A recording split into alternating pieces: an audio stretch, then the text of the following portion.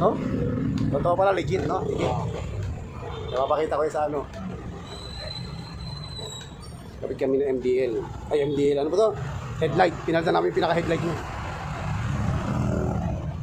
Ganda. Lakas talaga kahit wala ka ng MDL. Hindi talaga. Ginagawin ko na siya sa supot to. Pero i-unboxing ko ito na. Supot pa ito. Ayan. Okay, naka-unbox na siya, no? Okay, ito na siya. Wala naman siya. Tapos. May panyan dito eh. Nandito yung panyan sa ilalim.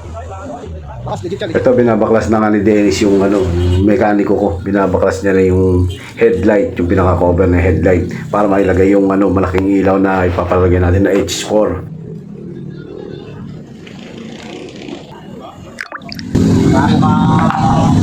Hassle magkabit nito. Tapos, tanggalin pa natin yung gitna. Kaya, medyo komplikado pala yung pagkakabit nitong special na ilaw na to. Hindi kakabit kasi ito. Medyo komplikado to. Kailangan talaga. Baklas talaga lahat. Pati nga ito, binaklas oh. Cover ng ilaw yan. Binaklas pa yan. Tatanggalin pa yun. Kaya gitna niya, pag masalpak yan. Binabaklas na nga ni Dennis yan. Ginagrinder niya para mabaklas yun na sa pinakagitna na eyeball para magkasya yung ilaw. Ilagay na siya. Honda Beat nailaw ah. Itong pinaka-holder niya, pinaka-bahay.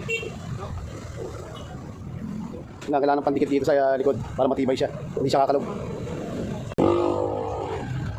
Ganda ng buhit niya oh.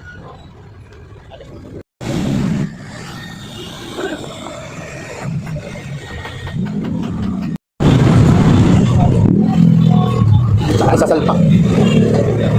Pag salpak mo, Maglikang. kailangan talaga binoblower pa siya, no? Kailangan init sa parang. Kailangan sinasalpak lang sa atin, flarings, yung order ng ilaw kasama ng ilaw dyan. Ayan siya. Pasok na. Wala rin lang namin doon. Para mas matindi yung topic mo. Kasi kita siya, hindi siya gagalaw. Para sentro. Yan mga testing natin. Okay, tapos na kami. Yan. Nakakabit na yung MDL. Dalawang side mirror. Okay na ito. Gusto ito.